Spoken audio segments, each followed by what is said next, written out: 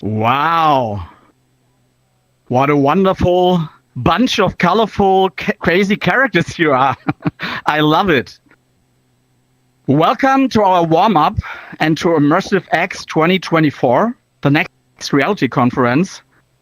A big thank you for making your way here to Area X. My name is Thomas Zorbach, and I have the great pleasure and honor of hosting this event for the 4th time now. Funny how time flies. What once began in 2020 in the dark times of the pandemic as a small get-together for us, the young people and our private and professional network has developed into an ambitious international gathering, which is wonderful. And it fills me with great joy and makes me and my team grateful to be able to experience this experiment with you, this adventure of a 3-day conference that takes place entirely in virtual reality. To illustrate the dimensions of this conference, I would like to throw a few figures right into the room. While last year, some of you have been here, where only the conference took place on 2 platforms, namely Ramio and VRChat, Immersive X 2024 will extend to no less than 9 platforms. The reason for this is not that we want to make it complicated. We do this because we want to give you the opportunity to discover applications, social VR apps that you may not yet know. And above all, we want to give creators the opportunity to present their content in the environments for which it was made. As far as the audience is concerned, we experienced a real rush this year over the last couple of months. We have up to 500 registrations, woo-hoo, and some of the people who applied are here, which is great. So we crossed this 500 marks border for the first time. That is great, of course, and we are delighted that Immersive X has become so relevant in the meantime. On the other hand, this means that things get tight here and there, or events can be fully booked. That's why we'd really like to ask you a favor at this point. Guys, if you have booked a session and can't or don't want to attend, please free up your place for other participants. This would be really, really important for us. Above all, Immersive X has grown from a purely German-speaking event to an international forum. We are delighted to welcome metanauts from more than 50 countries this year, which is really, really great. Let us, and this is really important for me personally, let us take advantage of being together with people from many parts of the world. Let's actively approach each other, exchange ideas, and understand each other better. In these difficult times, when brutal forces are unfortunately more and more trying to separate us from each other, let us focus more on what unites us as human beings. Where, if not here, where we face each other as avatars, do we have the opportunity to meet and listen to each other without prejudice. The great Andy Fidel, she's also a speaker here, recently put it in a nutshell when she said, true connection is built in shared spaces, not in shared posts. With this in mind, let's work together to make Immersive X 2024 a shared space where we can find true connection.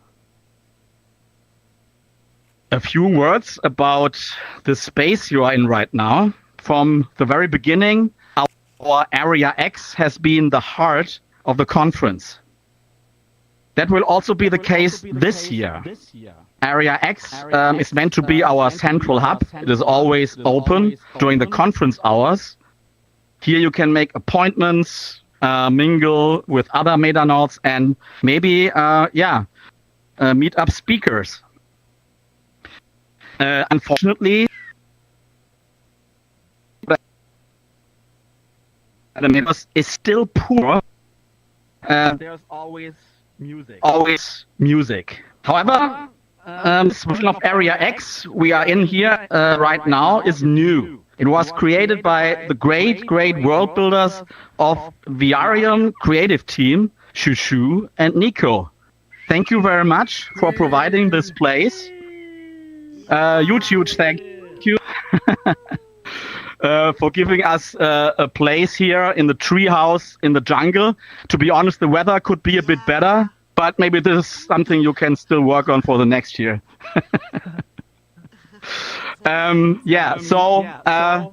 Here in World, some remarks that might be important for you, some organizational things. If you need support, you can always address my team and me. You recognize my team by the, violet, red shirts and blue jeans. Please, can you raise your hand, Team VM people?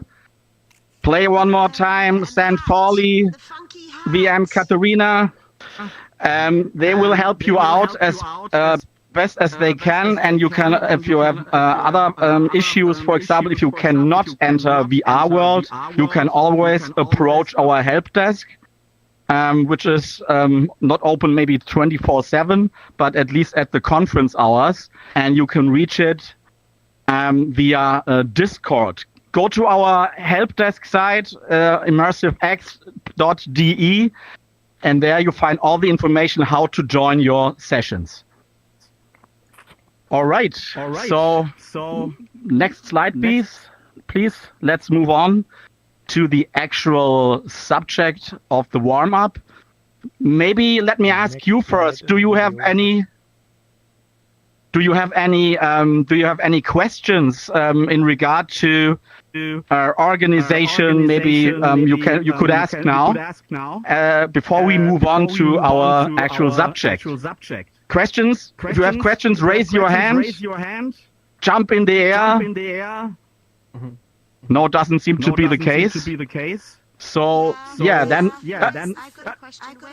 Where's the food? Do we get canapes or anything? Yeah, we called a delivery service, but it's underway, I guess. Maybe we are in Berlin. Takes like six hours. No Berlin bashing at this point. All right, guys. So yes, then I would say let's start with the actual topic of this session. I don't know what you did during the pandemic. As far as I'm concerned, I have to admit I went to more parties during that time than ever before in my life. Even though all the clubs in Berlin were closed. But how did that come? I went to parties that took place in all space. It was during this time that I discovered my affinity to trance music. And here's a bit of advertising for tomorrow, because one of our DJs as the opening party in Club Violet is Sonny, whose parties I used to go and where I was a big fan of. So if you want to hear some really cool music, join our opening party tomorrow at Elysium, hosted by Venus SX, who sits in the front row. Venus? Ooh. Violet, yes. Yeah. All right. So big recommendation from my side. Music in the Metaverse is not just, of course, about trance music. It's so much more. And to talk about this, I invited special guests. And ladies and gentlemen, dear Metanauts, please welcome Carlos J. Ochoa to the stage. Carlos, where are you? Here I am. Hello. There he is. I don't know, has Lauren arrived in the meantime? There she is. Woo! So not only Carlos, but I wasn't sure that you are here. Take a seat, I'm very please. small. Yeah. Take a seat, please, and nobody will realize how small you are. Maybe. So let's start. Carlos, yeah, you can sit there wherever you want. Just point on the seat. This is something maybe we can all recommend. I see some of you standing here. We would recommend maybe that you take a seat. You have to point with the right hand on the seat, and then it turns blue, and then you pull the trigger finger. Did I get it right, Shushu? Yes, seems so. Again, yes. So, with the seats, guys, can you all hear me? Yes. I need to straighten up. Yeah. So, wait. I will amplify myself for a moment, Yeah. okay? You know when you sit on a seat and you're all twisted because you didn't enter it I right? can make it. I don't know. Maybe my device cannot make it. Okay, guys. Carlos, how about then you stand here on the podium, or stand there on the right side, Lauren? It's okay too. I cannot. Yeah. Okay. Two issues. For those who are using simple avatars, if you're using a simple avatar without the goggle lock or special seating system, what you need to do is just to look down at the chairs until you see a blue sign, and you click on it with your controller and the trigger, and it will just place you on the seat. However, for those of you who who are using a Google ecosystem, you should here at the entrance to the theater, there is a trigger, and you turn the seating system off so your system will work. There you go. Okay, thank you. I got it. I got it. We made it. We are all seating. So yeah, actually, we have been lying here. It says the conference start is on 26th, but it's on 25th. So see this as a really giant rehearsal where you are taking part. And thanks for being the audience for this rehearsal. All right, so let's start. Here we got Lauren. Lauren, thanks so much for coming. I heard you were a little bit sick over the weekend, and it's really cool that you sit here on our X sofa.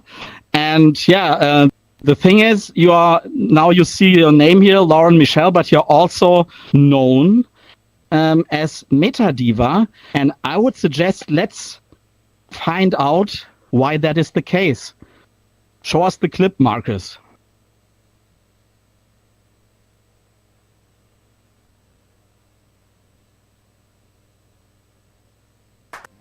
No, not this one. Oh, yes. Yeah. This is the beautiful opera house. So I'm an opera singer, and I really love the metaverse. I fell in love with it, and I was just trying to find ways in which I could figure out how to bring the classical world into this amazing metaverse. And so here's the underwater opera house that I had built in order to do certain, I had some music that I wanted to sing, but I also, with the metaverse, I have the ability to sort of create whatever the imagery is that I feel from the music. So because of the music that I chose to sing at that concert, I created this palette of colors, and I created the reverse, and it's basically my playground where I can try to experiment, because this is all very much nothing is easy in the metaverse. There's a lot of experimentation, and so the operaverse is where I've started to play with classical music and figuring out how does classical music actually fit into the metaverse. And it's been very fun. Wait, opening an opera house, to my ears, in the metaverse sounds like a crazy idea, to be honest. A crazy idea, as crazy as the idea of Fitzcarraldo, the character of Werner Herzog's film of the same name, whose vision is to open an opera house in the Amazon region. For this, he has, carry some ships over, some shovel boat over a mountain. How difficult was that for you? I mean, did you build it on your own? How do you get such a crazy idea? Yeah, well, actually, it seems kind of natural to me. The more that I see people using their phones and sort of entering, people are already entering themselves into the metaverse, right? Because metaverse, as we all know, it comes in different forms, right? It's not just, you jumping into the headset, but you going into this, alternative universe that is not IRL, right? And so the more that I looked at phones and I looked at people going into this other dimension, it was kind of, to me, it was like, well, this is going to be the next phase of everything. And so it seems natural when you look at Mozart and all of these amazing composers that they actually would use the most innovative technology to make their work. So Mozart actually was using the greatest technology of the time. And so here we are now. To me, it's a natural thing to say, okay, well, what's the great technology now? And what does that look like? And so some of it, when I'm dealing with like AR, I know a little bit of coding so that I can try to, create some of the work myself. It goes much faster when I have when I have other people helping me, and when I'm working with other builders. I'm not that great in Blender and in Unity, so it works much better when I have other people that I'm collaborating with. But for me, I really enjoy like the entire I enjoy the entire process of classical music. Classical music is not just about turning it on and listening to it. It's really about when you walk into the theater and you see the grand entryway, and then you sit down, and then the actual curtains come up and the lights go down. I mean, all of this is before you even hear one note. And that's, to me, what classical music is. So it makes sense to use all of the theatrics of the metaverse to be able to fill out the rest of what, quite frankly, I think that recordings have not been able to capture. Recordings themselves have not been able to capture the fullness of classical music. So I think this is really the first time that we're really able to digitally experience what classical music really meant to be in the first place. Yeah. So a two-part question here. You just mentioned the specifics of the metaverse, what you can achieve by designing an opera experience. So Wagner, a guy which can be seen in a very differential way today, but he termed the term Gesamtkunstwerk, which is one of the few words that made it into the English language. What to design an opera experience based on the opportunity you have, for example, in a social VR environment like we had, and your first opera house was built in Allspace back in the days. So how did you make that a Gesamtkunstwerk? What did you use for engaging people in your art? Yeah, so it's interesting because there has to be sort of a balance. I mean, as much as I wanted to make the opera house like very, what I would call like using my full imagination to just go completely wild, I still needed people to be a little bit grounded. So there were glass seats that people knew, just like in here, you know to come in and sit down. And this is still like a base, right? Like everybody knows, okay, we come sit down and we're going to listen, right? It could be in this completely like crazy. I mean, we basically have our imaginations basically as our limitation, right? And so I think coming into like a balance, right? Which is we all still like, maybe not everybody understands what my imagination is thinking. So I have to have, you have to have like a balance. So I just created that theater, and then I just started to play with, I mean, this is just the first version, right? This is just the first, there's many, many, many more worlds to come, which I'm very excited about. And some of them I'm actually in the process of getting funding for, to be able to go even further into my imagination, but also still having that good like user experience, right? So that it's sort of frictionless. But I think at the time, quite frankly, for that world, I wasn't even sure if anybody wanted to even listen to opera in the metaverse. I mean, I just was doing it because I was like, this is what I think is cool. And I think it's going to be amazing. Whoever joined a performance of Metadiva, please raise your hands. Have you any people here who joined her? Yeah, there is one. Shushu is a huge fan. He told me before. Shushu, I love Shushu. But it was, yeah, it was so amazing though, because I thought it was going to be empty. I thought it was going to be empty. I didn't know that it was going to be full. I could have actually made more seats. I could have done a lot more. So, it's still experimenting, and it's still me understanding that, I'm actually not the only one that wants to experience music in the metaverse. Definitely. Markus, can you please show the next clip so we can see Lauren performing in IRL a little bit while we can keep on our conversation? Markus and No, that's too far.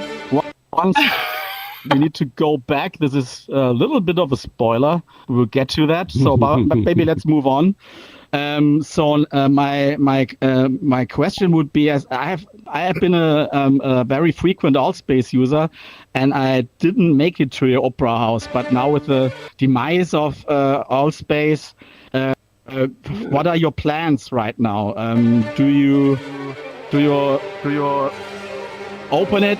Try to open it again, or what are the plans? Yeah. And what is your current status after the pandemic for you as an opera singer mostly located in the States in 2024? Can you talk a little bit about what you're heading at? Sure. Yeah, that's a lot. So let's see. First, I think I'll start with mostly, I am an American singer, but I mostly sing overseas. So Italy, France, Austria, these are places that I frequent, Amsterdam. And I just basically, I'm always just trying to use my crazy imagination to figure things out. I think Altspace was a very good kick in the ass, actually.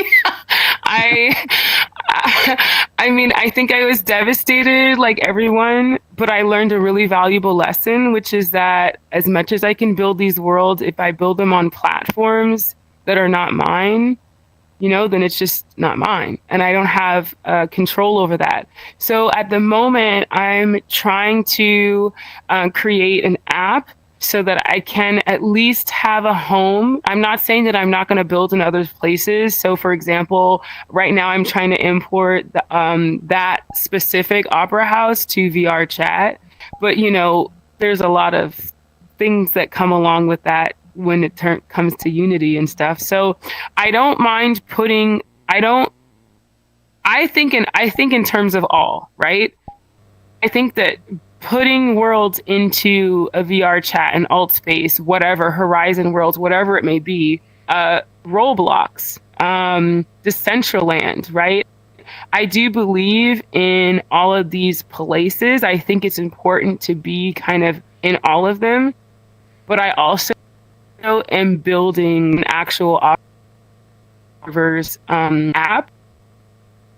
The worlds that I do build central into that platforms shut there. Wherever my world that I build will actually still be in existence, And it's interesting because I don't have much help when it comes to my industry. The opera world is very much kind of, I try to talk to like the opera companies that, about this, and they don't really know what I'm talking about. So what I've been doing is I have an NFT that I sold in 2021 that actually has funded a lot of this work to be able to build out. So I'm getting sponsored by my NFT and also money that I put into crypto, and then this is what is funding the building and continuing to build. So I also believe that as much as I love VR, I also love AR. So I have a lot of AR experiences that I'm also building, and now it's just a matter of sharing that with as many people as I can, and also trying not to scare the other half, right? So like you guys all know VR, you guys are familiar with it. When I talk about an opera house in the metaverse, like you guys know what I'm talking about. But when I talk to someone who's completely classical, they know nothing about the metaverse, they're looking at me like I'm absolutely insane. So, I'm trying to find that balance of being able to share and communicate what's being built and inviting people in at the same time of not completely scaring people. Yeah, that happens, I guess, to all of us when we share what we do in the Metanauts, whatever it is. I'm running conferences, you do operas, and maybe let's move on to Carlos, because he's also doing some, let's call it interesting stuff. You are one of the movers and shakers in immersive media. This is, I think, what we can say. And you have produced an amazing experience called Vivaldi 3.0 VR. Let's watch the trailer and let's hope that we see the right one now. Marcus, it's your turn.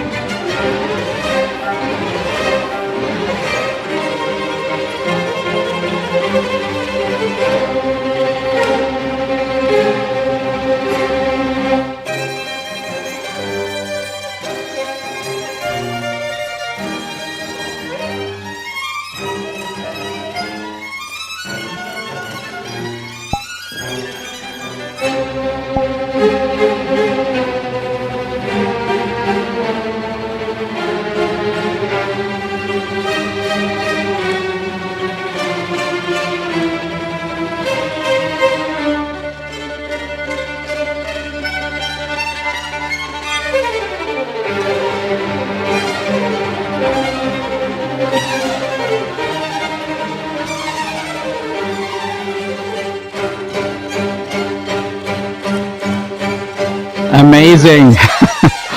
Round of emoji applause for this. Carlos, I'm completely blown away. Tell us a little bit about your background and what's the story of Vivaldi 3.0 VR and how did this project find you? Let's put it like this. Well, first of all, I want to say thank you very much, Thomas, for your kind invitation. It's really a pleasure to be here. And thank you, Lorraine, for your incredible job of what you are doing. And thank you, all of you, for staying here with us. So, okay, Vivaldi is part of the process, okay? So I started almost 10 years ago working together with, I'm a jazz musician and I'm really a fanatic of music, okay?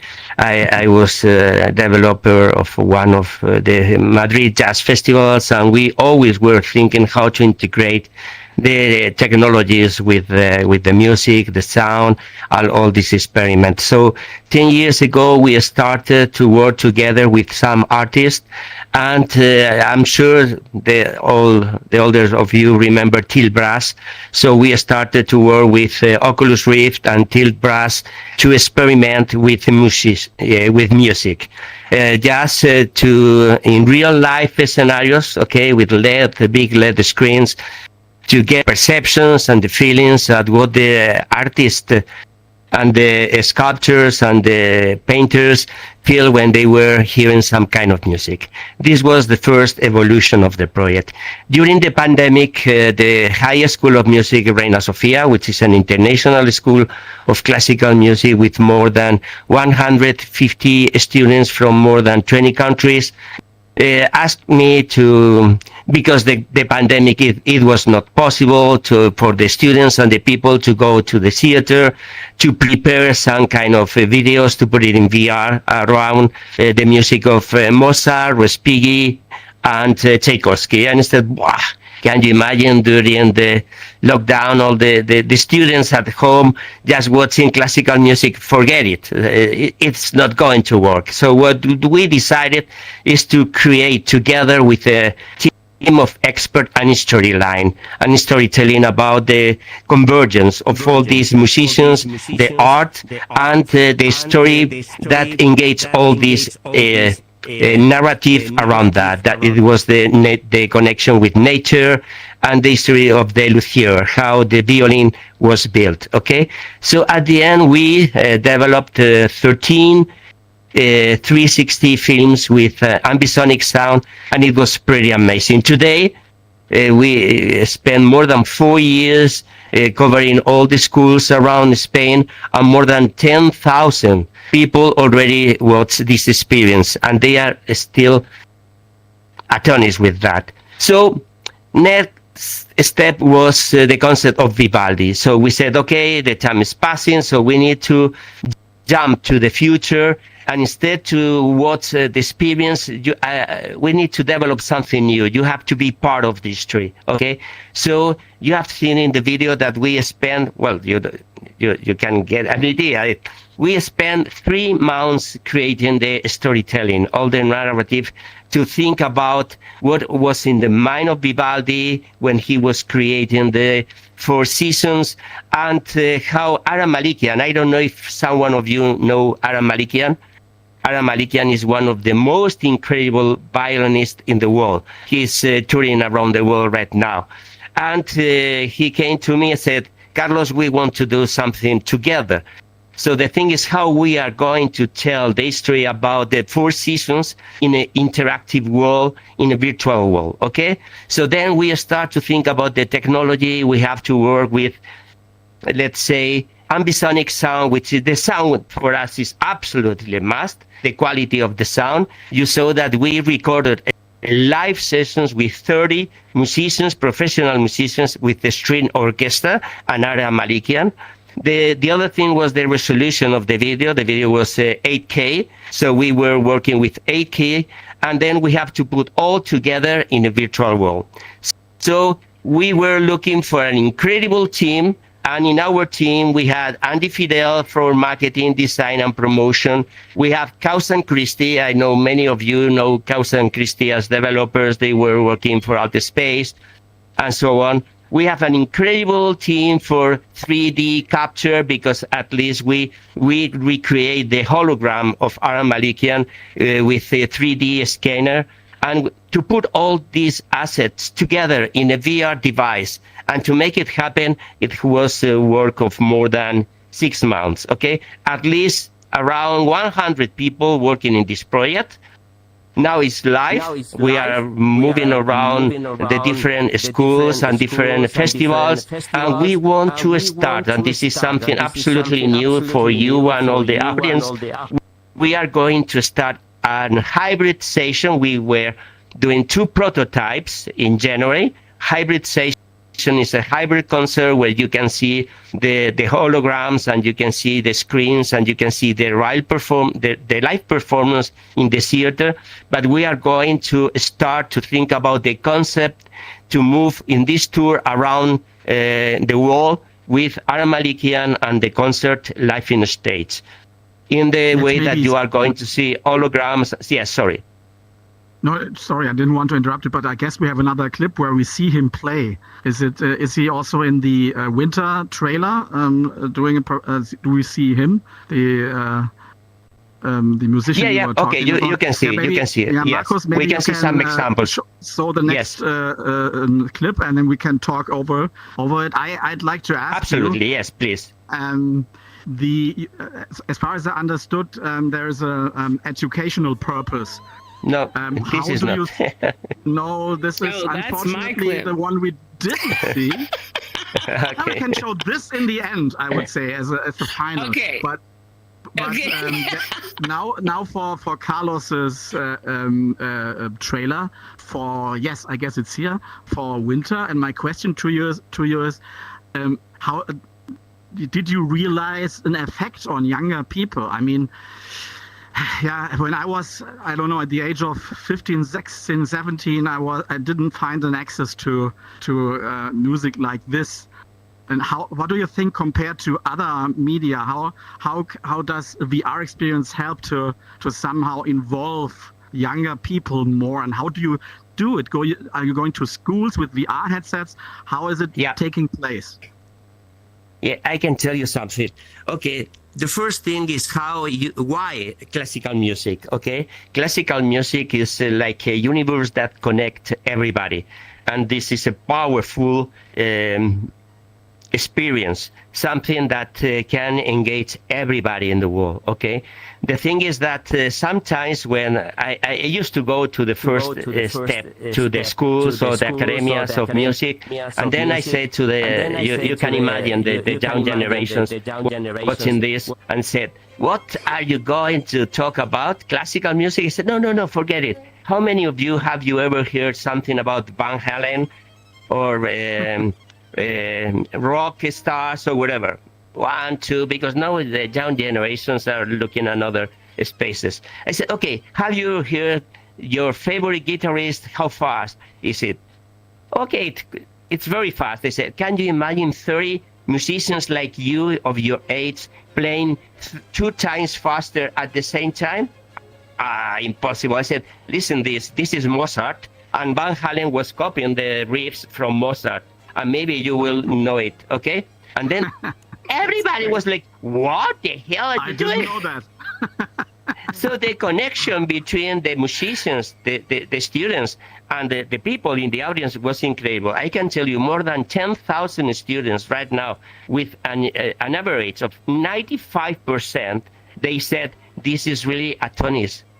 They don't care about who is the author or who is the player. At the end, they will look in internet or they will ask you. But the connection between nature, the feelings, and sound, this is why we talk the symphony of sense, in the way that you can get the feeling and the perceptions and the emotions in a very different way that you cannot do it in another way, okay? This is the value of the technology, how we can engage new generations in that way, okay?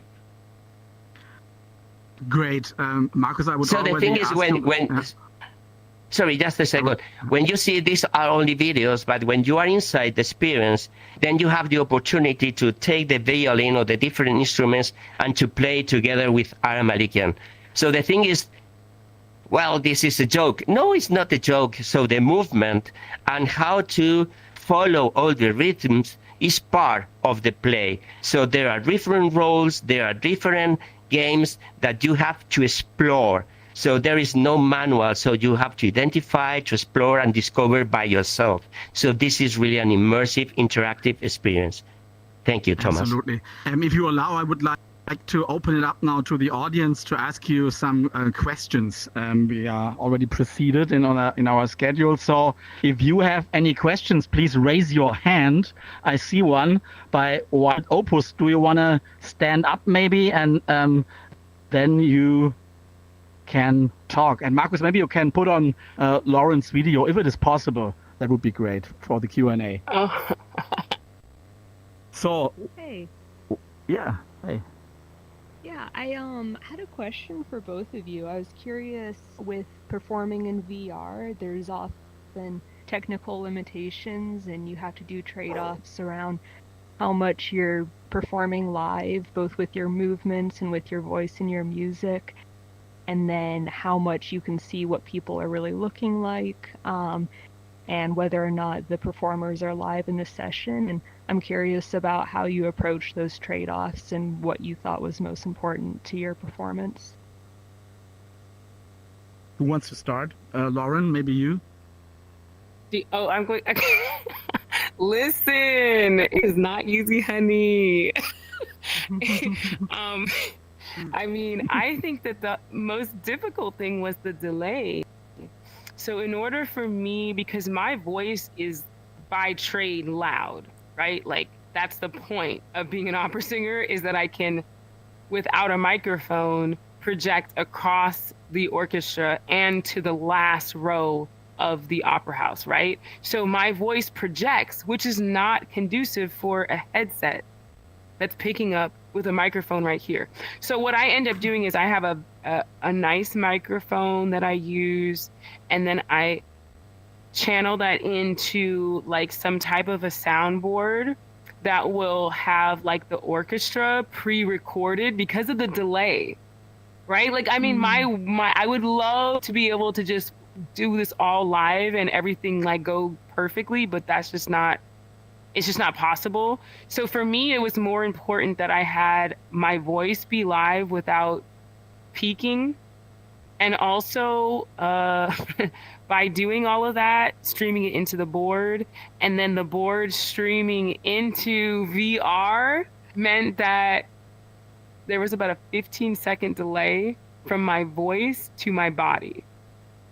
So that meant that my voice was like, you know, I'm going into these high notes, but I can't have my hands out because it's 15 seconds difference. So I'm standing like this, and maybe I'm singing really quietly, but I have to do this with my hands at this point because I know that you guys are going to hear it later. So it becomes a very weird mind trip, which is why I talk about the experimentation. You know, like it's really experimental at this point, and each platform is different in the way that they deal with audio. So you're always like trying to find and discover new paperclip, string and paperclip kind of ways to deal with the audio and the collaboration with other people in these spaces. That's also why I think it's cool, because it's really experimental. Thanks. Yeah, I would like to say something, if I may. Yes, delay absolutely is a problem. So the thing is, I don't know if you figure out how we work when we performance and hybrid session. We have a very complex stuff, okay, to synchronize the videos, the audios on the live performance. So this is the way that we are going, where we are looking for new ways of doing this kind of projects, okay, because at least there is a business model inside. So the thing is how we can improve the engagement in real life events, though, where there is a mix between real and virtual, okay? Maybe many of you don't know because you are really young. In the 70s, Led Zeppelin was doing concerts with lasers, and you can saw everything in over flying around you. Pink Floyd did everything with virtual and screens. Today we have the technology and we have some barriers. The thing is how the musicians are going to get benefit of that. So the thing is that they need live performances, but they need to engage new audiences, and they have the opportunity to use this technology to improve and to have a new media to transmit all that they want. So at the end is the history. For me, the history is the key of success, and how to put all the technology together is step by step. So we need to learn from experience how to engage for the people. So two things. One is delay, but one thing which is very important is the quality of graphics and the quality of sound. When you are using a headset, maybe you are not using a HQ, and when we want to feel the perception of everything, you need a high quality device, okay, which is very important. Otherwise the quality is like a game, or is like a video game, and we are talking about something very, very professional. Thanks, Lauren. Thanks, Carlos. Unfortunately, time is up for this session. I really would like to thank you for your pioneering work in this sphere, music and the metaverse. And thanks for coming, for joining this warm-up session. And I think I can speak also on the behalf of the audience. Whenever you in the future have new musical experiences, we are with you, because I personally love what you do. I would see much more. I'm sad that I couldn't join the Allspace opera experience because I missed it somehow, but I'm looking forward for your next concert. So thank you very much. Round of applause for our two guests. And I think maybe you could stay a little bit longer for a one-on-one session. People, if people like to talk to you, you could maybe join for a couple of minutes on the rooftop.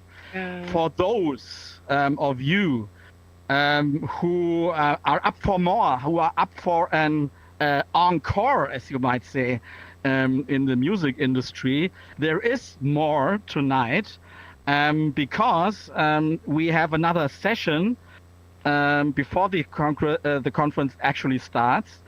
It's the makers, the producers of BR Black Rock City VR, also the Allspace days. They invite us to the desert tonight, Athena Demus and Doug Jacobson, and they will introduce their new project, Burnersphere. So if you want to stay here to maybe talk to our guests, Carlos and Lauren, you can do that, but you could either also join us to the desert to meet Athena and Doug. Therefore, please open the group in VR chat, and there you see an instance, and you can move there in a couple of minutes. Thank you, Lauren. I would like to say Thank a few you, words. Carlos. I would like to say Sure. a few words. Right. Yay. Thank you. Sure. After he's done, I would like to as well. Did he? Go ahead. Hello, guys. Hello? So I'd like to say a few words. Loren, Carlos. you know, in this metaverse, in this other reality that we people create, we always wish to have a better world, to create spaces where we bring something to our community, something that has a great value.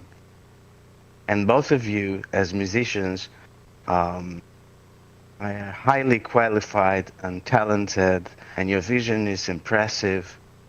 And I just wanted to thank you for everything you're doing. It's so important for VR. And I'd like you to know that whatever you're doing, allow us to support you. You can have your home and your community in VR, because it's just beautiful what you're doing. It brings a whole new value to VR. Most of the platform is just, gaming platforms, people doing some stuff that not necessarily are with some high value. But what you're doing is so important, and thank you for everything. Thank you for Shushu. Thank you, Yes, Thank you very especially much. coming from you, Shushu. I appreciate that. You're like amazing. I can't raise my hand Thank 'cause you. I'm on desktop, but I would if I could. Yeah, but you can talk anyway. Yeah. So when it comes to audio, there is ways around it to sync up your audio properly, but it's pretty complicated. The way I do it, I use Voice Meter Potato, but I also have virtual cables and other stuff when it comes to either playing music through my mic or using my AI to talk to people one-on-one, back and forth. It's a complicated setup, but it is possible. There's ways around that. Also, when it comes to lighting, you can use DMX lighting for better lighting results, for more real-time stuff when it comes to stage lighting. And appreciate all your guys' effort and the community's effort on trying to make VR chat a better place and a better home. Oh, beautiful. Thank you for that. I feel like we need to talk on the have one side, thing to say, honey. too. Yeah, no, it's fine. I VRC develop stuff all the time. You're good.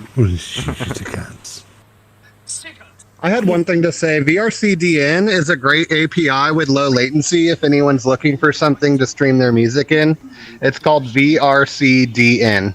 There's like a small monthly payment you have to make. It's like $5 a month, but it's totally worth it. No, you can stay. Thank you. Thank you.